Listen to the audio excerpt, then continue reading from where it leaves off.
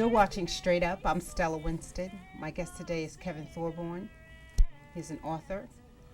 He has written a book called HARLEM SON. It is a memoir, autobiographical book, and he's here to talk about it and explain just why did he write his memoirs. I'd like to welcome to Straight Up, Kevin Thorbourne. It's a pleasure to be on your show, Stella. And just to answer your question about why I wrote the book, I wrote the book because I didn't want, at the end of my life, that my life would be left to rumor and innuendo. So you care about what other people think and say about you? Is that what it is? No, I care about how my family feels and just to create a legacy, for my family, so that, they can understand, what my life was about growing up in New York City. Well, just to give you a case in point, I have a 16-year-old grandson, and I was explaining to him, this is a couple of years ago, I was explaining to him, some of the do's and don'ts about being in the street and hanging around with certain people. And he actually looked at me and said, "Papa, you really don't know about this stuff. You don't know anything about drugs and things like that." And I said, right after that, I said, I got to really document this stuff so that, he'll really know what my past was like, because over the last 20-something years, my life has been pretty straight. I've worked, and I've, just lived a pretty normal life at that point. But in the beginning, it was pretty rough. Now, what innuendo or rumor do you put to rest, or do you set straight? Well, the times that I lived, the drug years, what I call the drug years, the period between, let's say, like 1969 and 1973, were pretty much the drug years. The years I was incarcerated, and just living on the street and all the drug episodes and things like that. Yeah, I just wanted to get all that stuff out. And then the, just being selfish and the way you treat women and, those kind of things. I wanted to kind of put all that stuff to rest and make my apologies and, just to be able to move on. And it was very therapeutic as well. Now, the people that were significant to you in that period of time, have they read the book? And if they did, how do they respond? Are they forgiving? No, they're shocked. Do they shocked. dispute it? They're shocked. Do they add something different? What are their reactions? Well, it's kind of tough to dispute stuff, but it's true, I mean, you could be in denial about it. But I mean, I joke about it a lot. I say things like, if you did something really grimy, I'd change your name to protect the guilty. And and if you dispute something I may say in the book, I say that, I let the facts get in the way of a good story. I have to say to anyone listening that I have not read the entire book. I've only read the beginning. So what I know about you and your life is that you were born in the 50s. You lived partly in Harlem and in Queens, mainly in Harlem. Yes. And you got to see Billie Holiday? Yes. Oh my gosh. Yes, and Althea Gibson? Althea Gibson, yes. Some of the greats. Absolutely. So what was it like growing up in Harlem with all these historical figures right at your doorstep? Well, you're absolutely right. It was a time when a lot of celebrities lived in Harlem. At that time, I remember Langston Hughes lived around the corner from where I went to elementary school, and it was just a fun time. It was a community where it seemed like everyone was your parent.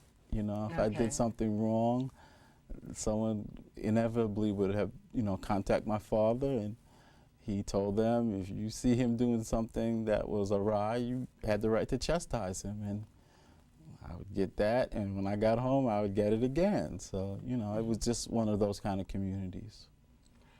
You talk about at length your mother and your father. your father being a disciplinarian. Absolutely. And I remember one of the parts that I did read where you expected him to be harsh with you, but he was not harsh. In fact, he was kind and he was gentle. Oh, he did show, at times he did show a side of him that was calm and gentle, but on the most part he was a pretty strict disciplinarian. You got to remember, he was someone who was born in 1902. You know, when my dad and mom got married, my dad was in his early 40s, my mother was 18. So the age discrepancy huge between them was great. Yes, it was. Because I remember the part where you said that her parents were indeed younger than your father. Indeed, they were, yeah. That was very interesting. It sure was. How did they come together? I think my dad met my mom through an acquaintance that was friends with my older brother. Yeah. I have to say that I'm eager to continue reading your book, and it has to do with your mother. Your mother had a mental illness. Yeah. She was schizophrenic. Yes, yes. And I've been touched by mental illness with family and friends. Mm-hmm. So I'm interested in how it affected your life. I do want to continue reading it. So, but you're here now. Well, yeah. And is that a major part of your book, how you've dealt with her mental illness? Yeah, the early part of the book, basically I talk about my mom and, you know, her difficulties dealing with her mental state, you know. And you got to remember, it was mid-50s when she first got sick, and so as a result, the treatment methods are a lot different than they are today. You know, my mom, when she first went up to Rockland State Hospital in upstate New York, I mean, she was subjected to things like, you know, shock treatment and things like that. So it was a very barbaric time for people who suffered like she did, and she experienced most of that stuff most of her life. And also from what I read of your book, HARLEM SON, is that clothing meant a lot to you.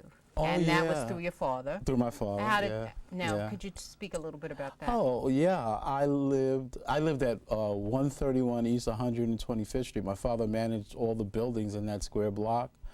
And in that part of the building complex was a very famous men's clothing store called A.J. Lester's.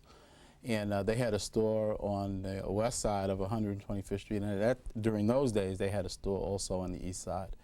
And my father managed a building that housed that store. So as a result, you know, I spent time there, worked there during the summer to, you know, maybe sweep the tailor shop or, you know, things like that. And that's how I got to know clothing and be around clothing and things like that. Yeah, yeah. And as it happened, I was able to work in the industry for almost 20 years.